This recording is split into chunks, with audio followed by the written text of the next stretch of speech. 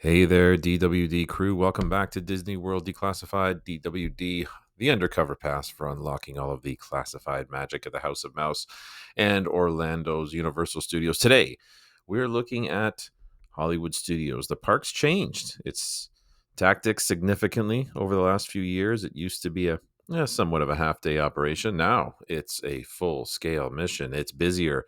The stakes are higher. The crowds are dense. You need a operational plan. We're here to give that to you. Full day itinerary, making it easy for you to decide what to do and how to do it. So get ready. Today, we're declassifying Hollywood Studios.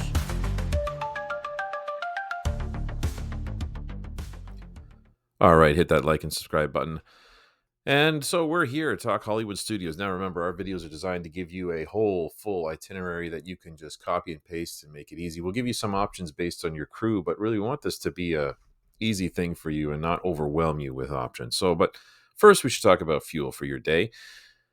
No, we don't want to be marching on an empty stomach. So as a DWD operative, you need some options here. And you've got two tactical options, we'd say. Number one, the first one, if you're aiming for efficiency, just eat before you go. Simply put, grab something at your resort, have your groceries delivered to your resort. We've got a whole video on getting set up and planning your trip. So that's something that can help you maximize your time for rides. Option two, the double agent. Well, if your mission profile involves meeting characters, let's say you have a younger crew that wants to meet some Disney Junior characters, well, then your option can be you could book a breakfast buffet at Hollywood and Vine. You can meet the characters at the same time. It saves you from standing in lines, and really I would say that the best way to meet characters is through the character dining experiences. They're more expensive if you're not on the dining plan, but they save you time and effort later in the day. You can save it for, you can be doing other things other than waiting in line to see characters. Another breakfast option is Woody's Lunchbox, but we'll get to that later. Now, let's discuss something here we can do in terms of making our life easier at Hollywood Studios, and it's lightning lanes. All right, so here's the straight goods. If you don't visit Disney World very often, if this is a once-in-a-lifetime operation for you, if you're willing to fork out more because of that, in terms of dollars and credits, well, then I would say strongly consider the Lightning Lane Premier Pass. No word of a lie, it is expensive. It is not for everyone, but it allows you to enter the Lightning Lane for every single Lightning Lane attraction once. And you don't have to book times. So if you are someone who wants as close of a guarantee as you can get, then you are going to see everything without having to be on your phone the whole time you're at the park. This is a premium option. It might be for you. If you're traveling with people who are never going to go again, it's something to consider. I mean, if you're with people that have mobility issues maybe, and they can ride rides, but they can't, get to the rides quicker or what have you, or want to jet across the park all different directions to try to get to rides on time, Lightning Lane Premium Pass can be an option. Again, it's pricey, but we have a whole video. We're going to have a whole video on Lightning Lanes and the options for you. But for now, that is something to consider. If you're not going to do that, then I would at least suggest that you get the multi-pass, the Lightning Lane multi-pass. All right, so now there's a few little tricks for this that you have to know about. So you get to pick 3 rides in advance. You obviously multi-pass, there's whole videos on that, but you pick 1 from tier 1, 2 from tier 2 rides, or you pick all 3 of your choices from tier 2. Don't do that. Simply put, your tier 1 targets Rock and Roller Coaster by Aerosmith, which is obviously going to be renamed, as everyone I think knows or should know. It's going to be rethemed to the Muppets, so it's going to be shut down actually in early 2026. But for now, it's still Rock and Roller Coaster. So for a period of time, at least, for a short period of time now. Millennium Falcon Smuggler's Run, Mickey and Minnie's Runaway Railway, and Slinky Dog Dash. All right, so for a tier 1 ride, we're saying pick Slinky Dog Dash. Now, don't overthink this. This is the most popular ride. It's the hardest lightning lane to secure. It's a fantastic coaster for all ages if you're of the height requirements to ride it. It is fun, it is smooth, it is thrilling. I've been on this ride with kids just old enough to make the cut in terms of height. I've been on it with seniors and people of all ages, and it is so fun. Fun ride. Some people might want to pick Rock and Roller Coaster. It's a thrill. So, and again, it's going to close. It's going to get rethemed to Muppets. We don't really know when that's reopening yet. In 2026 it will, but we don't know when. Ride it if you can, if you have the time to do it. But I would say Slinky Dog is the first pick. Now you got two other picks. So what do you do with those? Twilight Zone Tower of Terror. Thrill ride. Okay, it's going to drop you a bunch of stories. And up and down, and it's one of those kinds of rides. I've done it. It's terrifying, but it's worth doing at least once. Okay. But if you really like thrill rides, it's worth doing more than that, obviously. But that's probably the best pick for what's left. And Toy Story Mania. Toy Story Mania used to be really crammed in terms of lines. It can still get there. On a busier day, it can still get to be a busy ride. So out of all the choices that you have left for a tier 2, those are the best ones. Now, ideally, you want to get these early, because as soon as you start using them, then you can start booking other rides. Okay, so ideally you want to get for the morning. So I would say try to get Slinky Dog in the morning as best as as you can, or I'd even rope drop it. The only exception for that is if you really want to do Star Wars Rise of the Resistance, you could rope drop that one instead if you're not doing a lightning lane for that. Now, let's talk about that. So, Star Wars Rise of the Resistance is considered like the premier ride of Hollywood Studios. So, an entirely separate operation, not included in MultiPass. You have to buy an individual lightning lane for it. Now, is it worth it? If you've never done it, I would say, and you want to make sure you get a chance to do it, yes. It's an immersive ride, multi-stage experience. They keep you along in the story where you're trying to escape from the First Order. Lots of animatronics. It's impressive, right? And you get the pass to ensure that you get on. If I was aiming to do this and I was going to buy a lightning lane for Rise of the Resistance, I'd probably do it in the afternoon because I want to hit Toy Story World first. And then I would do Rise of the Resistance if I'm buying the lightning lane later in the afternoon. So, some personal intel. If you have done it before, and you're not a huge Star Wars fan, or even if you are, I'm a huge Star Wars fan, but original trilogy, I would say skip buying the lightning lane. So, because frankly, I enjoy Slinky Dog Dash way more, and some of the other tier 1 rides too. Rise of the Resistance is a bucket list item, right? Not necessarily a repeat every time necessity, but if you've never done it, you should. Okay. If you don't want to pay for the lightning lane individual pass, then this is one that you could potentially rope drop. Although I have seen longer times or shorter times later for this ride, and they did have a single rider experience as well. So you can skip the first part of the ride, especially if you've done this before. You can skip the first part of the ride and just go on a single rider. That's also an option. Okay, so that's the lightning lane stuff out of the way. Let's move now to our morning execution for our operational plan. All right, now let's go into this. So after breakfast, our next task for the morning schedule, primary target, Toy Story Land. If you got a lightning lane multi-pass for Slinky Dog Dash, go there and do it. Or if you didn't get it, you want to start with a quick breakfast. If you got a lightning lane, you want to get a quick breakfast in the park, then this is where you can go to breakfast at Woody's Lunchbox. It's a great quick service option, but it is really busy. Okay, that's a quick note about that. So, and while you're in Toy Story Land, if you manage to also get a lightning lane for Toy Story Mania. Also in the morning, well, double plus good. Now you get 2 rides that you can bang out immediately, and you can just keep booking other rides, okay, with your lightning lane multipass. Now, declassified tip. Toy Story Land is notorious for having 0 shade, okay? Conversely, because there's 0 shade, there's 0 shelter if it's raining too, okay? So in late May or in the early summer months, it is like you're under a magnifying glass in there. It gets super hot. So my top secret tip, bring water cooling towels. They are essential gear, especially in that zone. Next, also, skip alien swirling saucers. This, if you've got that really small children that like these kinds of rides, okay, maybe. But it's a meh when it comes to a ride. Use your time for something else.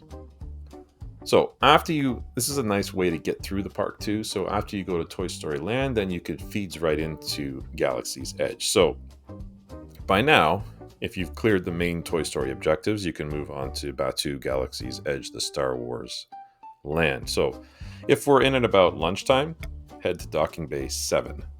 Food and cargo. So this is hands down one of the best quick service locations for the park. The theming is excellent. The food is excellent. Ribs, chicken, unique space veggies, high quality. It's a really good quick service option. Okay, next. You've also got some other options for things to do in Galaxy's Edge. I mean, there's really good souvenir shops as well. If you're a big Star Wars fan, this is where these areas come in. Look into Oga's Cantina. It's a bar with an amazing atmosphere. There's also lots of mocktail, non-alcoholic options. It has, a lot of cool, strange, bubbling cocktails. The atmosphere is amazing. The place just looks like you're straight in, like in a Star Wars film. Be warned, though, you've got to get a reservation in advance. So when you do dining reservations ahead of time before you go to the park, as I always suggest, you get those reservations ahead of time.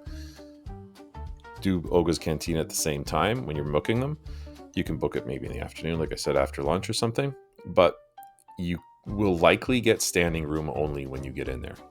You're only going to get a seater if you've got a big party and you've booked ahead of time. Okay, so but even if you book ahead of time, you're going to get standing room only. There is a time limit. It's like 45 minutes or something that you can be in there. It is pricey as well for these drinks. But again, like this is an experience. That's basically what you're paying for. If you've got even more credits to burn, well, hey, there's also Savvy's Workshop. Now, this is where you build your own custom lightsaber. There's a whole little story that goes into it. If you've got little ones, you can have your little one will be accompanied by an adult. That's fine, right? They let you do that. It's a cool experience where you build the lightsaber. The price, though, has gone up over the years. I've done this. I got 2 of these. I'm a big Star Wars fan, like I said, but the price has climbed. So at last check, it was $274.99 plus tax per builder. So that is $274.99 per builder, per lightsaber, basically. Okay. Slightly cheaper option, an alternative, the Droid Depot. You can build a remote controlled droid. Done that too. These are fun. They interact with the land. They make great souvenirs. You can drive them around your house. They're fun. They're pretty neat.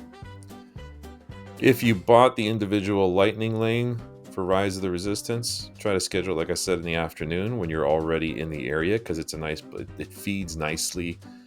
After you've done Toy Story, you go into Rise of the Resistance or the Galaxy's Edge, you can do Rise of the Resistance, so it kind of just spill off each other. Also, if you've now freed up some multi-passes, try to get Smuggler's Run as well for when you're there in the afternoon. That is a fun ride.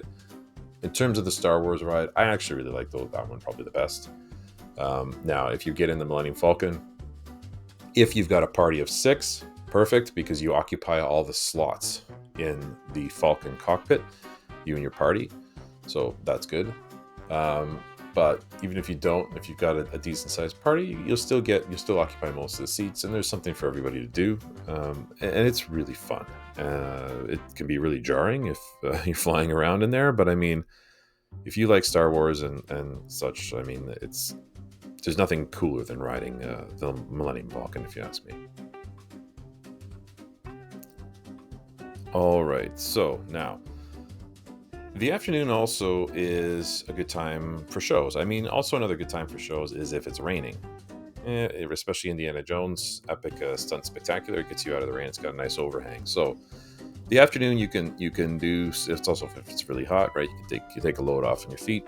Beauty and the Beast live on stage. It's classic. It's Beauty and the Beast. Indiana Jones Epic Stunt Spectacular. It's been around for a long time. Must do if you haven't seen it. If you want to see how movie magic is made. If you've done it before, obviously you know what it's like. You can skip it, right? But I mean, it's a good show to do. Both those are options. There is, of course, the Star Tours ride. Why have I not mentioned it till now? Because it is a Tier 2 ride. You can do it pretty much anytime you want. You can just kind of walk onto this at any point in time, because it's a classic simulator, randomizes the destination, and the script is different every time.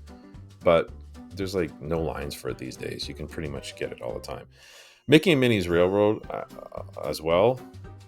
Try to fit that in this time period. I mean, you can do it maybe before you head to you head to Tower of Terror area, or you head to after you do Galaxy's Edge, you can try to sneak in Mickey and Minnie's Railroad.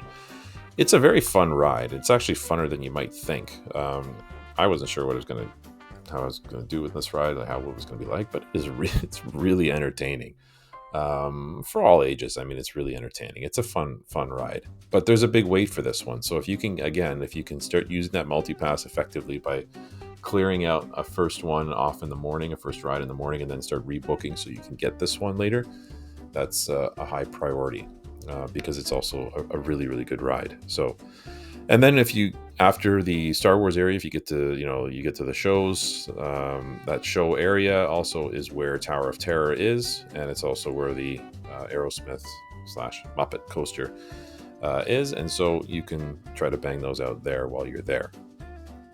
Okay, and now dinner. Okay, so declassified tip. Hollywood Studios is not a great place for dinner. Okay, so the food's okay. Don't get me wrong. It's really the atmosphere. You're paying for the theme. Okay, you've got some options. You've got, like I said before, Hollywood and Vine, buffet style, character. Okay, so bonus from that. 50s primetime cafe. Here, the whole place is done like the 1950s. Servers act like a family member, telling you to eat your veggies. They can really really go all in on this whole thing, where they even do a little bit of a thing where they can pull you out and kind of embarrass you in front of the rest of the diners by scolding you and such. So, declassified tip. We did this once. Just didn't feel into it, right?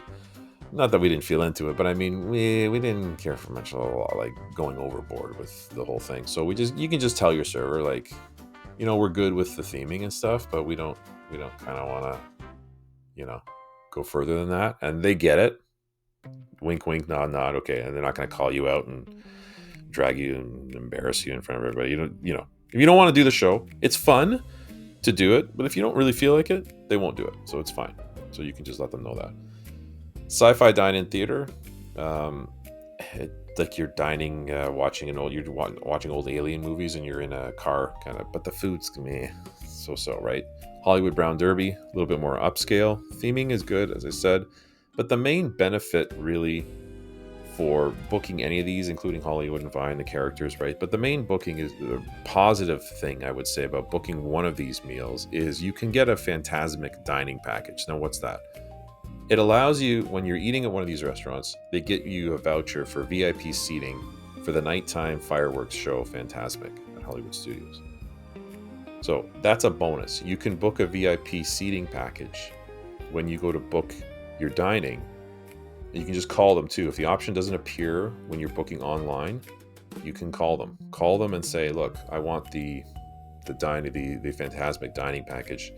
The people at Disney are really good. They'll set you up on the phone and they'll do it for you. I've had to do that before and it's fantastic. So That's an option, because after dinner, I would say you've got to see the Phantasmic show. Even if you have seen it, it's always worth doing. It's a big show. It involves water screens, fireworks, live actors, an epic battle between Mickey and the villains. The theater's huge, and so the lines start forming like 90 minutes early.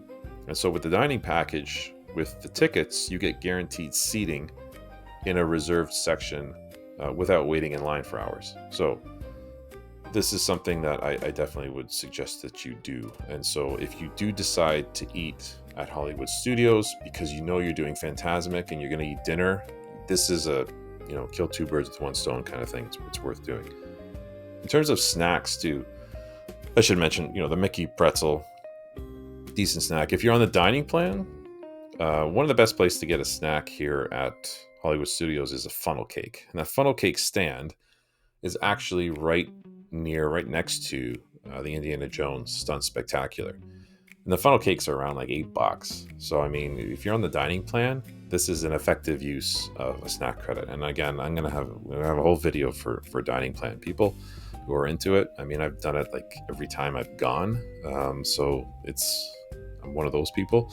Although sometimes I think, in future trips, I don't know if I would, but yeah, it's a good thing to do if you haven't done it and you want to take kind of the guesswork out of a lot of things. And the convenience, I would say, actually is what the primary benefit of it is. Okay, so to recap, end of day, right now here, the perfect operation here for your for DWD crew.